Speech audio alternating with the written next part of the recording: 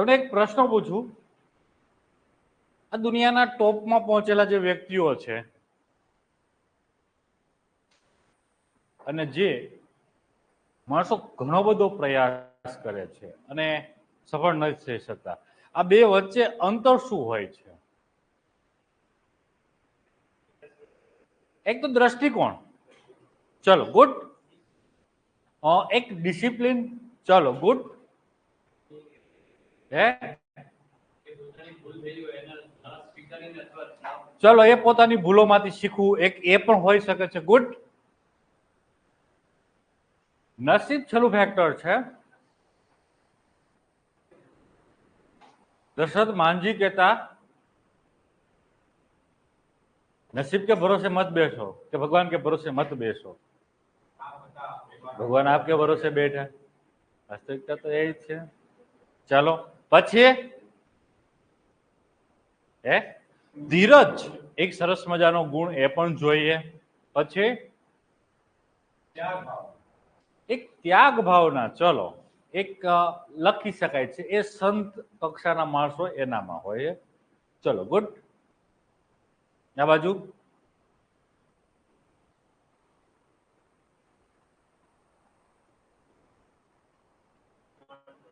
Smart work, hard work, ચલો બધું આવી ગયું એમાં. વર્ક, મહેનત. મહેનત તો બધા કરે છે, મહેનત બધા કરે છે.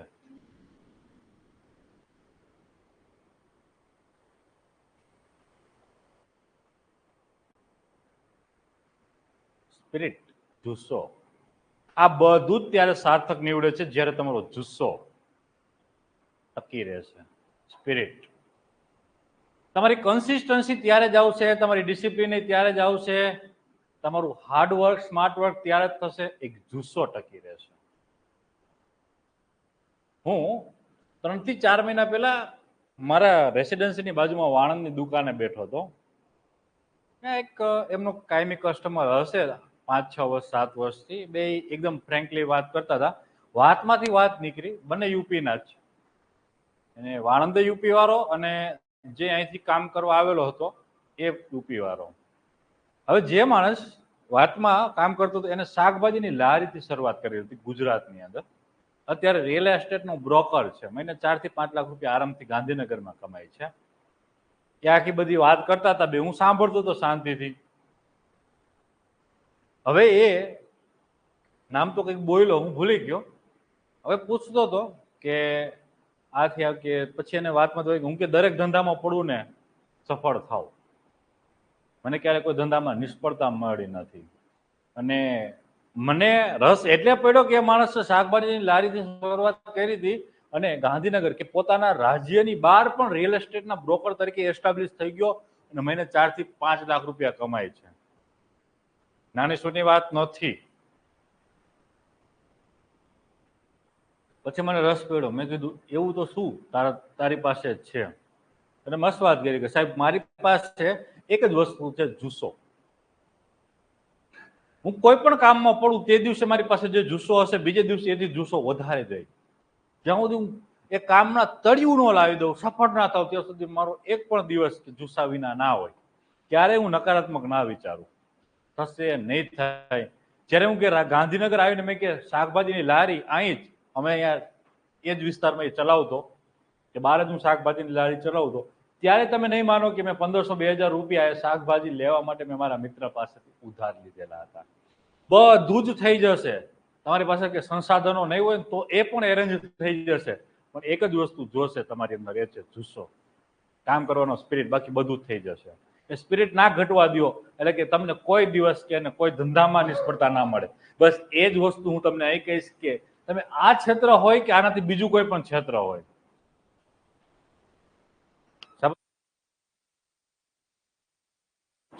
આ ક્ષેત્ર છે કે બીજું કોઈ પણ ક્ષેત્ર છે, તમારે સફળ થવું હશે ને ત્યારે ખાસ જવું પડશે.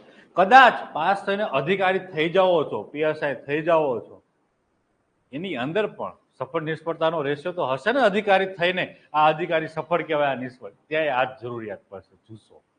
તમે જોજો 2-3 વર્ષ સુધી જે તમારો તરવડાટ હશે, જે થનગનાટ હશે, ધીમે ધીમે ધીમે ઓસરવા લાગે છે. અને એક વર્ગ એવો હશે કે નિવૃત્તિ પછી પણ એમનો જે નોકરી કરવાનો થનગનાટ કે તરવરાટ હશે નહીં, એ માણસોને દુનિયા ઓળખશે, એમને પૂજશે.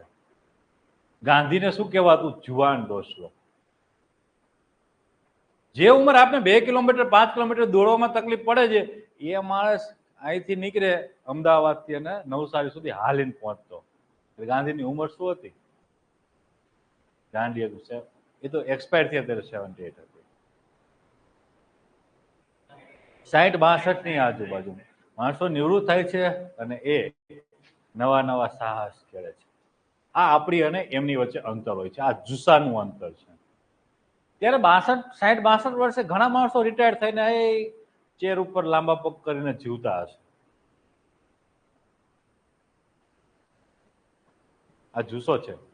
આ જુસ્સાની વાત કરીએ રાજકારણની અંદર, તમને વધારે સેટ થશે મોદી સાહેબ અને રાહુલ ગાંધી. 72-75 વર્ષે માણસ એક દિવસમાં 4 સ્ટેટની અંદર સભાઓ ગજવી આવે છે, તો જીતે. ઓબ્વિયસ છે, જીતે. અને એ જ રાહુલ ગાંધી હતા. બધું જ વારસામાં મળેલું હતું, પણ એ સફળ નહોતા થઈ શકતા. અને એ માણસ એક વખત નીકળી ગયો જુસ્સાથી, તમે એમનું પરિણામ જો, સીટો સીધી ડબલ થઈ. આ સફળતાનો રેશિયો છે. એટલે હું એમ નહીં કહેતો કે આજે જે જુસ્સો છે ને કાલે બમણા જુસ્સાથી કામ કરો, પણ જે તમારો જુસ્સો છે એટલીસ્ટ એમને ટકાવી રાખો, એમાં થોડોક વધારો.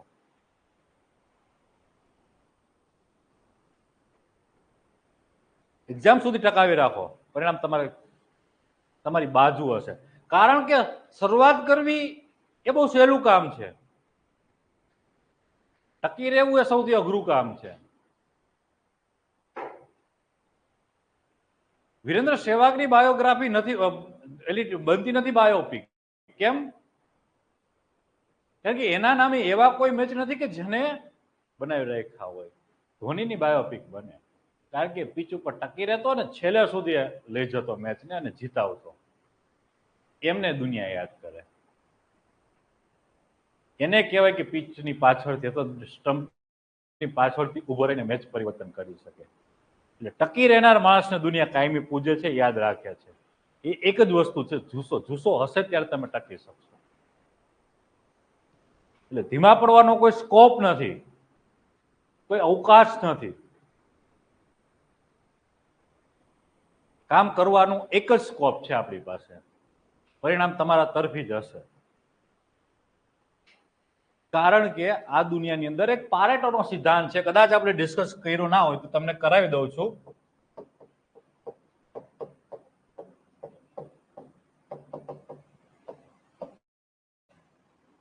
80-20 નો નિયમ કહેવાય આને. એટલે કે તમે કોઈ કામની શરૂઆત કરો છો ત્યારે તમે 80% એફર્ટ્સ આપો ત્યારે 20% પરિણામ દેખાશે.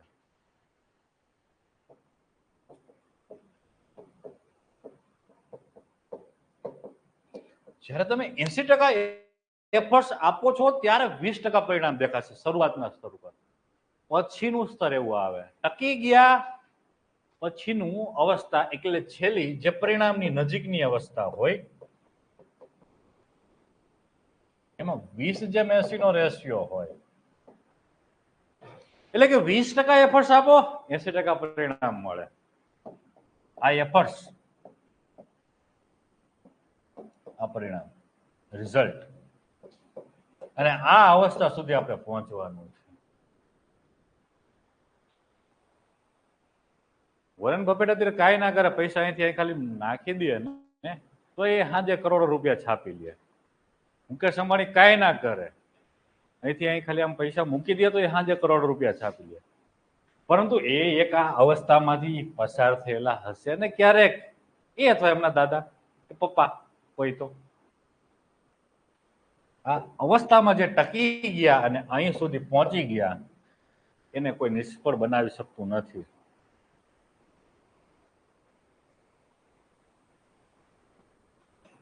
ટકી રહેવું સૌથી મહત્વની વસ્તુ છે ને, જુસ્સાથી ટકી રહેવું.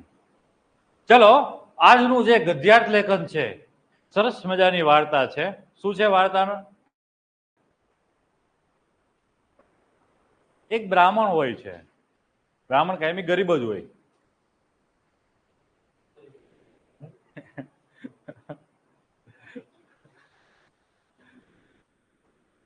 ક્યારેક મને એવું લાગે છે કોઈ હોય તો ખોટું ના લગાડતા. અમારો તર્ક એવું કહે છે વર્ણ વ્યવસ્થામાં સૌથી પોતાને ઉપર રાખતા અને આ જે પંચતંત્રની વાર્તાઓ જે રચાઈ એ સમયગાળા દરમિયાન રચાઈ છે, છતાંય પોતાને કેમ ગરીબ રાખતા? વિરોધાભાસ. Is called a victim, play A victim card. Victim card એમાં કહેવાય. અચ્છા, ઘણી વખત કોર્પોરેટ જગતની સ્ત્રીઓ હોય કે મહિલા સશક્તિકરણનું અથવા અબડાનું વિક્ટિમ કાર્ડ રમતી હોય.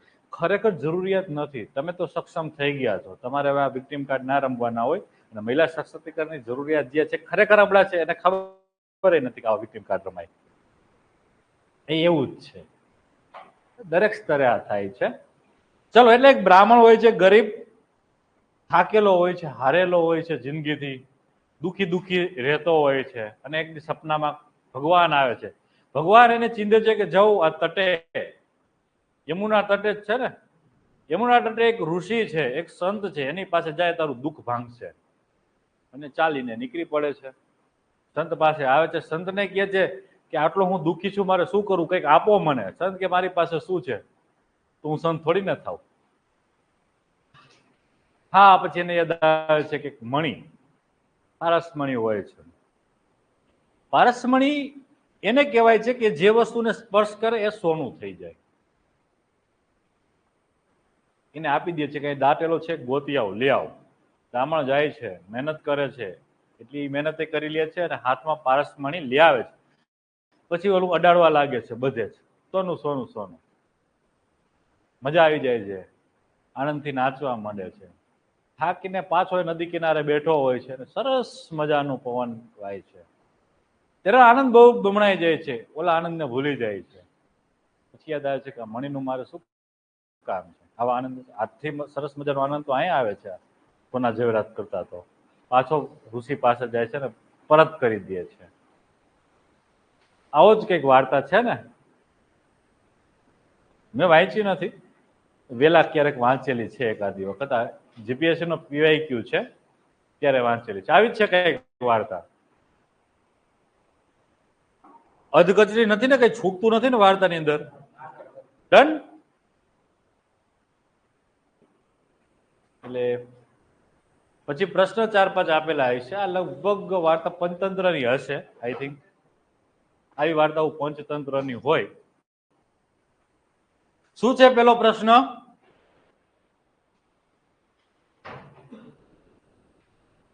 યસ, યોગ્ય દિશામાં મહેનત, કન્ટિન્યુઅસ એફર્ટ. Very good.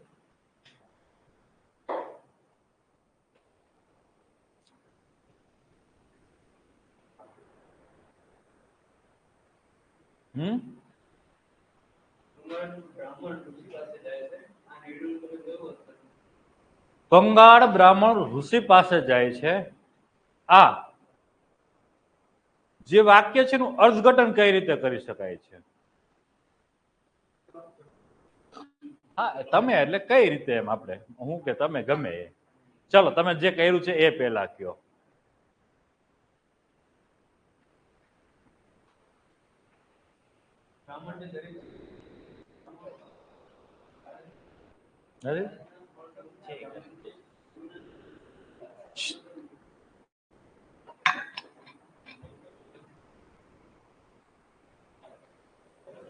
ચલો ચલો, જે લખ્યું છે એ કયો.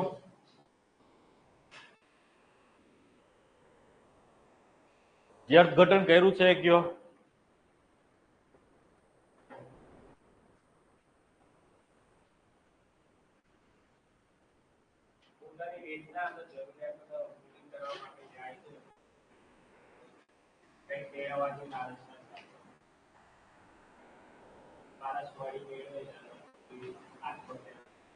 ચલો, ત્યાં સુધી કદાચ ના લખો તો પણ ચાલે. એની પહેલાની જે ઘટના છે, જાય છે ત્યાં સુધીની જે ઘટના છે, કેમ જાય છે એની લખવાની. ખબર છે કેમ જાય છે? પોતાનું દુઃખ ભાંગવા માટે, અને એલાબરેટ કરવાનું છે.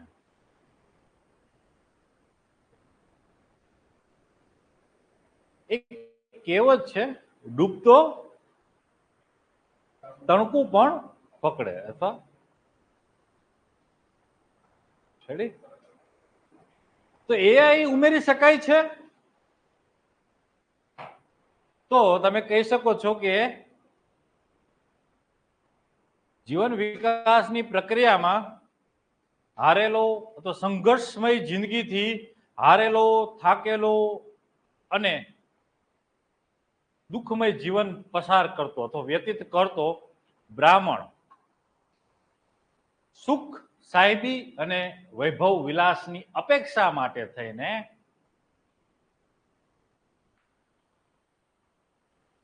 જેમ ડૂબતો તીનકું પકડે એવી રીતે એ પોતાનું દુઃખ ભાંગવા માટે ઋષિ પાસે જાય છે. લખી શકું છું આવી રીતે.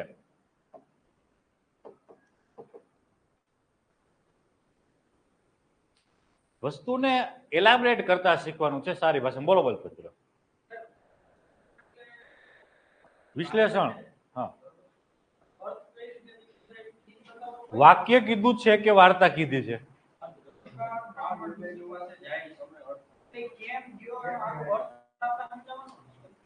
વાર્તા નથી કીધી ને, ખાલી વાક્ય જ આપ્યું છે ને. તો આ રીતે એ વાક્ય કેમ જાય છે એને આખું ભાવાનુવાદ કરીને તમારે એને અર્થઘટન એટલે કે વિશ્લેષણ કરવાનું છે. કેમ જાય છે? હા હા બોલો.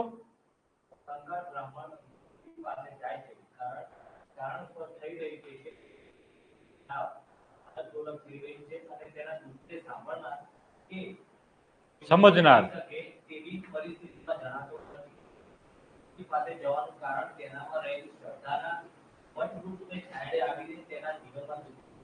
થોડું ટૂંકું કરવાનું. સારો લાગ્યો છે, ભાવાર્થ સુધી પહોંચી ગયો છે, શું લખવાનું છે ખબર પડી ગઈ છે. થોડું ટૂંકું કરશે. એકાદી કહેવત ચાલી જાય, 2-3 કહેવત નહીં લખવાની ક્યારે. એવું લાગે કહેવત જ લખી છે. બધી વસ્તુનું કોમ્બિનેશન મૂકવાનું. ચલો, તો અહીં તમને કહું છું કે પોતાનું દુઃખ ભાંગવા ઋષિ પાસે જાય છે. દુઃખ ભાંગીને શું જોઈ છે? સુખ, સાહેબી અને વિલાસ, ભોગ વિલાસ.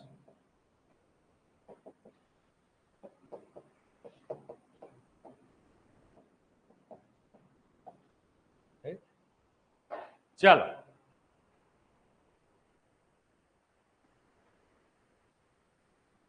બીજો પ્રશ્ન. પાણી ત્રણેયમાંથી એકે બોટલમાં નથી?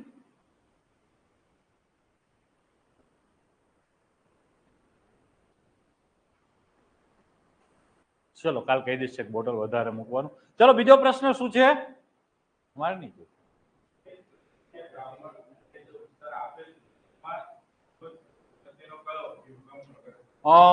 ચલો, ફકરો પાડીને જવાબ બે. કેવો અહીં તમને અભિગમ જોવા મળે છે? ઋષિનો અહીં અભિગમ કેવો છે જીવન પ્રત્યેનો?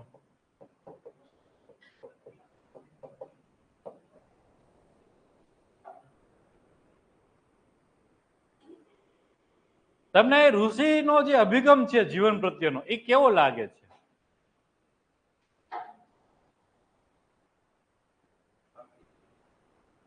ફૂલની પાકડી જેવો નથી. પણ હા, બોલો બોલો.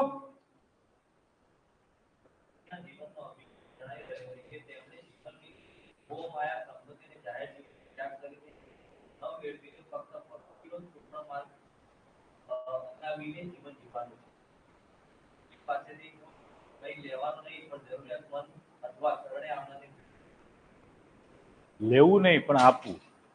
એક સાચા સંતની નિશાની હોય છે, પર દુઃખ હિતાય પર દુઃખ સુખાય. લખી શકાય. શરણે આવનારને સર્વસ્વ અર્પણ કરી દેવાનો અહીં એક સાચા સંતનો ભાવ હોય એવો અહીં ઋષિનો ભાવ દેખાય છે. એટલે આ 2-3 વસ્તુ તમે લખી શકો છો. પર દુઃખ હિતાય પર દુઃખ સુખાય.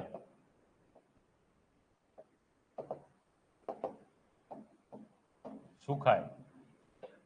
અન્યના દુઃખે દુઃખી, અન્યના સુખે સુખી અને શરણ આવનાર ને સર્વસ્વ તર્પણ અર્પણ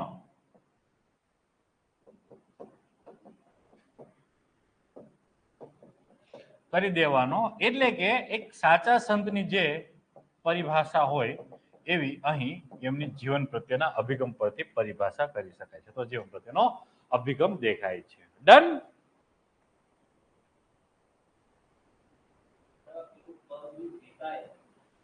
પર દુઃખ સુખાય, અન્યના સુખે સુખી, અન્યના દુઃખે દુઃખી.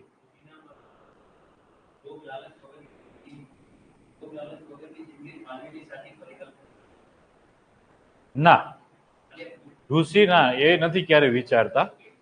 એનો અહીં જીવન પ્રત્યેનો અભિગમ શું આવે છે, બધું આપી દે છે. કઈ છે નહીં છતાંય જે હતું એ આપી દીધું.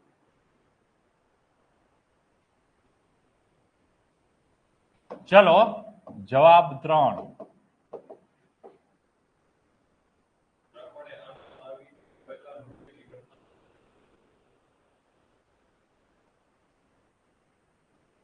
આનંદમાં આવેલી અથવા આનંદમાં આવી જાય છે. કેમ બ્રાહ્મણ આનંદમાં આવી જાય છે?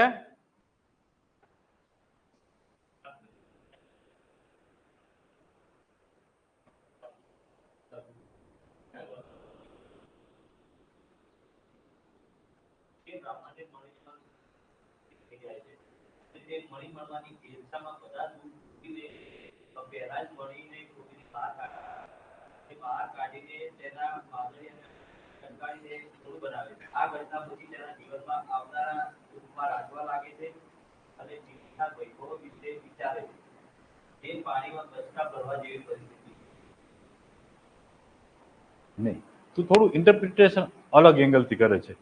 એ મણીને સ્પર્શ કરાવે છે જુદી જુદી જગ્યાએ અને સાચા અર્થમાં પારસમણી નીકળે છે. હા, એટલે હું કહું છું કે સ્પર્શ મહેલ સુખ મહેલ બને છે. કપોળ કલ્પનામાં જે સ્પર્શ મહેલ હતો કે ઋષિએ કીધું કે હાલે આ મણી, ત્યારે એને અંદર તો એક સંશય થતો જ હશે ને, ખરેખર આ પારસમણી છે. એટલે એ સ્પર્શ મહેલ હતું, સપનાનું એક મહેલ હતું કે આવું આવું થશે, અને એ ખરા અર્થમાં સુખ મહેલ બની જાય છે. સમજાણું?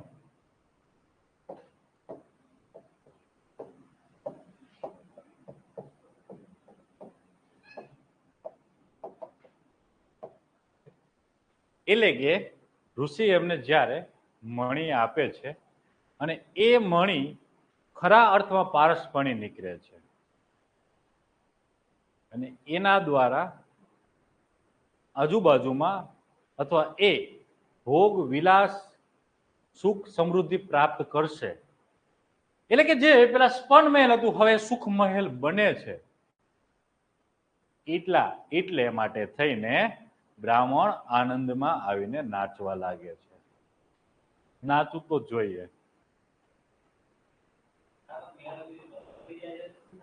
થોડું કન્સાઇઝ કરવું પડશે. તું 7-8 લીટીમાં લખતો હોય તું જે રીતે બોલે છે એ પ્રમાણે 5 થી 6 લીટી સુધી થોડું કન્સાઇઝ કરવું જોશે.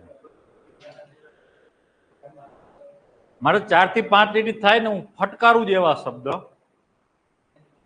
એની નીચે જ અંડરલાઈન કરવાની.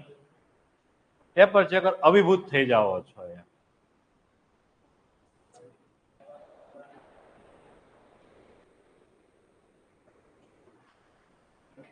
પીએસઆઈ ના હજી એક વખત ફોર્મ ભરાવાના છે ને ઓગસ્ટમાં.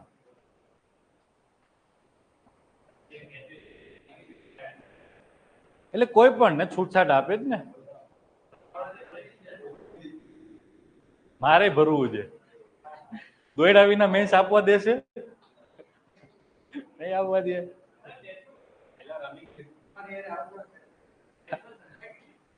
કે આપણી બેચમાં ઓનલાઈન ઓફલાઈન 25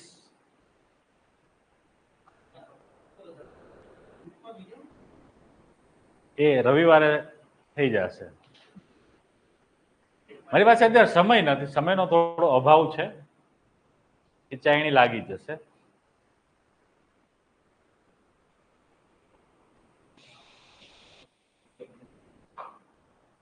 ચલો, આ તમારા 3 નંબરનો જે ગદ્યાર્થ છે એમનો જવાબ છે. પ્રેઝન્ટેશન સારું બધાનું થવા લાગ્યું છે. વેરી ગુડ, બધાનું સારું દેખાય છે. નજર અહીંથી ફરે છે. પ્રેઝન્ટેશન ના માર્ક તો મળી જશે તમને.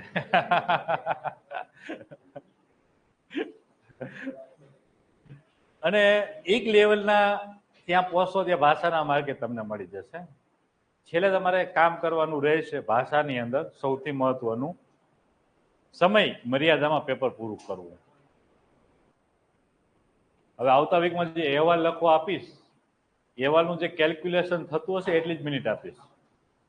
2 પેપર આપીશ અલગ અલગ, ફિલિમ્સનું અને મેઇન્સનું. કારણ કે સમય મર્યાદામાં અત્યારથી જે ફોર્મેટિંગ થઈ જાય છે અને પછી ઢાળતા શીખી જવાનું છે. એટલે છેલ્લા પછી કાપા કાપીને આ રહ્યા સમયની. ભલે જેટલું ટૂંકું લાગતું હોય અંગ્રેજી જોડે લખવાનું છે એટલે થોડુંક લેન્ધી થશે. લગભગ શનિવારે પ્રયાસ કરું છું કે મેડમનું એક અંગ્રેજીનો લેક્ચર એરેન્જ કરું છું. એ ટેસ્ટ હશે એ આપણે સન્ડે અથવા સોમવારે એરેન્જ કરી દઈશું ભેગી કમ્બાઈન. અંગ્રેજીના મેડમનો ટેન્સ કહું પેલા ગુજરાતીમાં થોડો કોન્ફિડન્સ બિલ્ડઅપ થવા દો. ચલો, ચોથો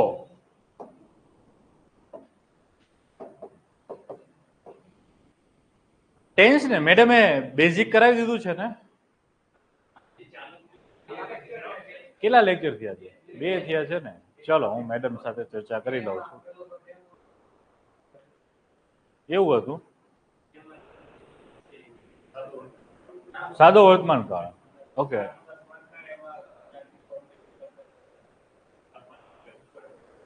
ચલો કહી દઉં છું મેડમને. વર્તમાન કાળ બધા જોઈ લે છે. 3 કલાકનો લેક્ચર ગોઠવું તો ચાલશે?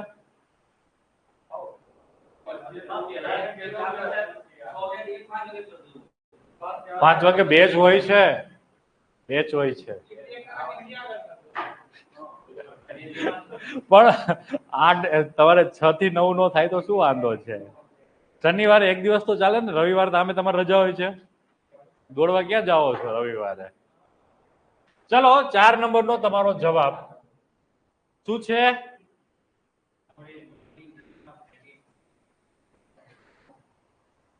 કેમ ફેંકી દીધો?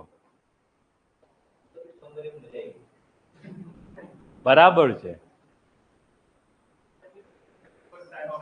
મોહ માયાથી ઉપર નથી થતો. એને જીવનનું સાચું સુખ શું છે એ સમજાઈ જાય છે.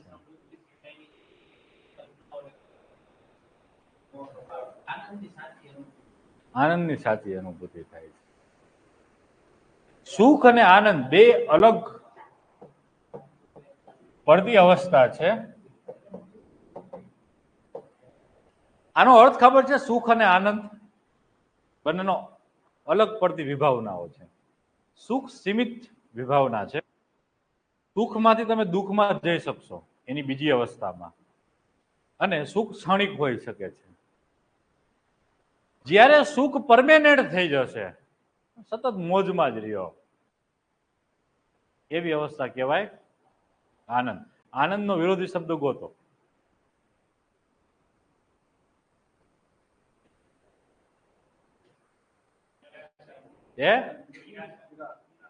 એ તો હતાશા. સુખ નિરાશા નથી. આનંદનો વિરોધી શબ્દ ગોતો. એ તો સંતોષ હતો. સંતોષ થાય. ગોતો. વાંચો છો ને ઘણા સમયથી, નાના ધોરણ 5માં ધોરણથી વિરોધી શબ્દો. હે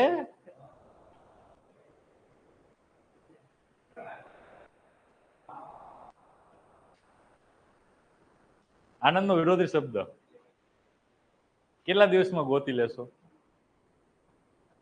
ગોતી લે. ગોતી લે. ગૂગલ કરી લે.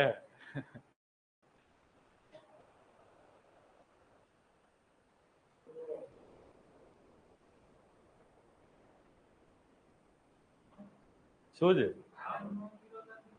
તો હોય જ ને, ભાવ જ છે. ગુસ્સો એક ભાવ જ છે. શાંત થવું એનો વિરોધી શબ્દ છે. આનંદનો વિરોધી શબ્દ ગોતો. એ નથી, હતાશાય નથી.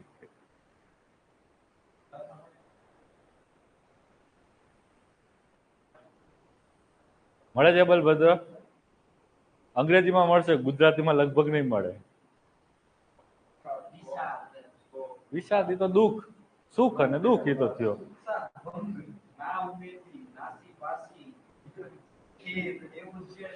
એ બધા જ દુઃખના વિરોધાર્થી શબ્દ, સુખના વિરોધાર્થી શબ્દ છે.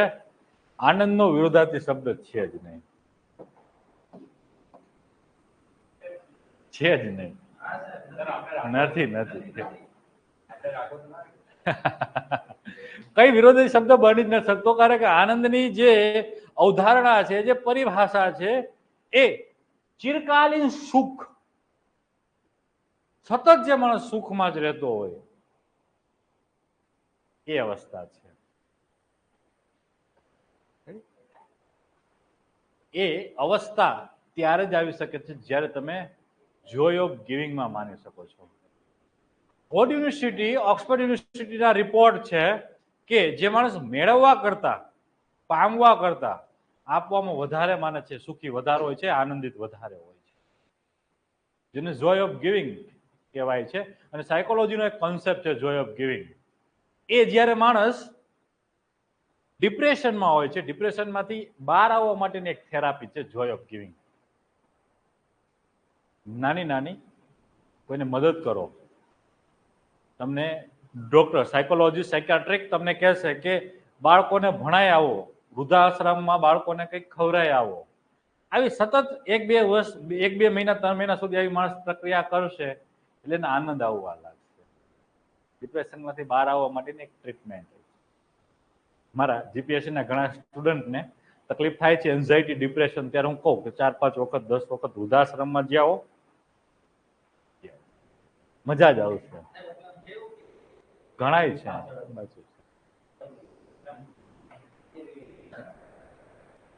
એટલે ખરેખર આ ટ્રીટમેન્ટ છે. ચલો, તમને જરૂર નહીં પડે, એનું કારણ છે કે તમે અત્યારે ફિઝિકલ એક્ટિવિટી કરો છો. ફિઝિકલ એક્ટિવિટી કરતા હોય એમના મન, તન જેના મજબૂત, એના મન મજબૂત છે, એ બહુ ડિપ્રેશનમાં જવાની શક્યતાઓ બહુ ઓછી હોય છે. જે લોકો ફિઝિકલ એક્ટિવિટી નથી કરતા એને ડિપ્રેશન આવશે. એ આખો હોર્મોન્સનું બેલેન્સ ઇમ્બેલેન્સનો કોન્સેપ્ટ છે. પછી આપણે ક્યારેક ચર્ચા કરશું. અત્યારે ચોથો ક્વેશ્ચન જોઈએ છીએ.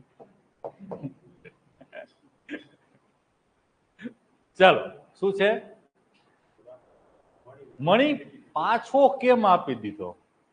એને સાચા સુખની અનુભૂતિ થઈ જાય છે, જેને ચિરકાલીન સુખ શું હોય, એટલે કે આનંદ શું છે એને ખ્યાલ આવી જાય છે. એટલે એકેડેમીમાં મચ્છર જ નથી, તને જ દેખાય છે. આગળ આવજો, હું અહીંયા બેસું એટલે મને ક્યારે નથી કરતું. ચલો, તો અહીંયા આવી જાઓ. અને કઈ રીતે લખાય? તો પારસમણી દ્વારા, અથવા મણી અને પારસમણી દ્વારા સોનું, અથવા બધે સોનું બનાવી લે છે. અને એ એક કાલ્પનિક દુનિયામાં રાચવા માંડે છે, જેને કહેવાય ભોગ વિલાસ. તો કાલ્પનિક દુનિયા, વાસ્તવિક દુનિયા ભોગ વિલાસની એ માણી લે છે. માણ્યા પછી એ જ્યારે પ્રકૃતિના ખોળે સુખ અને આનંદની અનુભૂતિ કરે છે, ત્યારે જીવનના સાચા સુખ અને આનંદની અનુભૂતિ થાય છે. રેડી? એટલે પ્રકૃતિના સાચું સુખ પ્રકૃતિના ખોળે તથા જે મળ્યું છે એને માણવામાં છે. જે કામ કરે છે સંત, એમાંથી પ્રેરણા તો લેશે જ. રેડી? જે મળ્યું છે એ માણવું તથા પ્રકૃતિના ખોળે અને સંતોષ, આ સુખ અને આનંદની અવધારણા છે. એવો એમને આવિર્ભાવ થાય છે. અંતસ્ફૂર્ણા થાય છે. આવિર્ભાવ.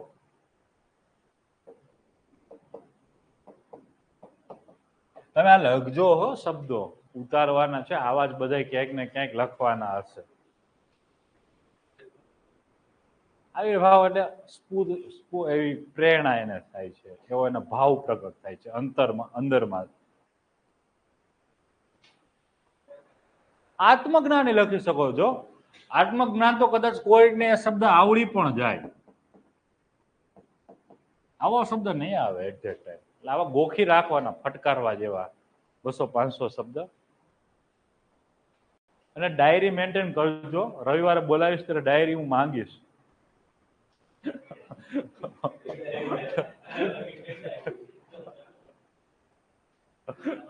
ડિસિપ્લિનની ડાયરી. રોજે રોજના ટાર્ગેટ, કેટલા માર્ક આવે છે મેં તમને કીધેલું છે. અત્યાર સુધી મેં 3 થી 4 વખત કીધેલું છે કે જે ટોપિક નબળો છે તમને કેમ ખબર પડશે? ઓછા માર્ક આવે ત્યારે જ ખબર પડે ને. રિવિઝનમાં ટોપિકને વધારે પ્રાયોરિટી આપવાની હોય. ચલો, નંબર 5 તમારો જે જવાબ છે શું છે? પ્રશ્ન.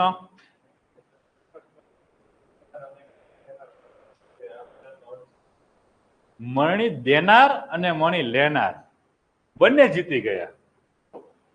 મણી દેનાર કઈ રીતે જીતે છે એ ચર્ચા કરો, અને મણી લેનાર કઈ રીતે જીતે છે.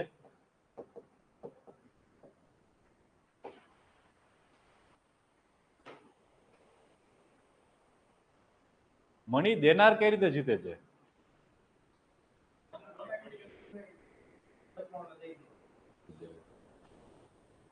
સાચા સંત, જેને કહીએ ને કે આપણે બળીને પણ સુવાસ ફેલાવે, ધૂપસળીની જેમ શબ્દ વપરાય કે સાચા સંત કે ઋષિ જાતને બાળીને પણ ધૂપસળીની જેમ અગરબત્તી, અહીં લખાય નહીં અગરબત્તી, શબ્દ વપરાય ધૂપસળીની જેમ જાત બાળીને પણ સુવાસ ફેલાવે છે. એવી જ રીતે પોતાની પાસે કંઈ નહોતું અથવા જે કહી શકાય એવું એકમાત્ર હતો પારસમણી, એ પણ આપી દે છે એ રીતે.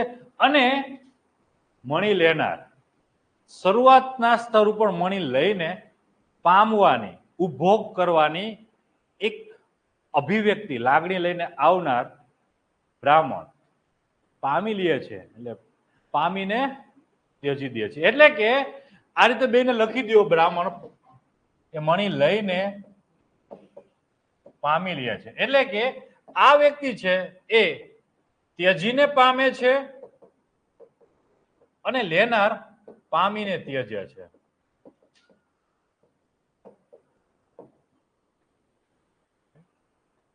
કહેવત છે ને, ત્યજીને પામ, જોય ઓફ ગિવિંગ એ જવું હતા. એટલે કે આ રીતે તમે પ્રાસમાં છેલ્લે લખી નાખો. આમ બંને મણી લેનાર અને મણી દેનાર બંને જીતે છે. શું છે શબ્દ વાપર્યો છે?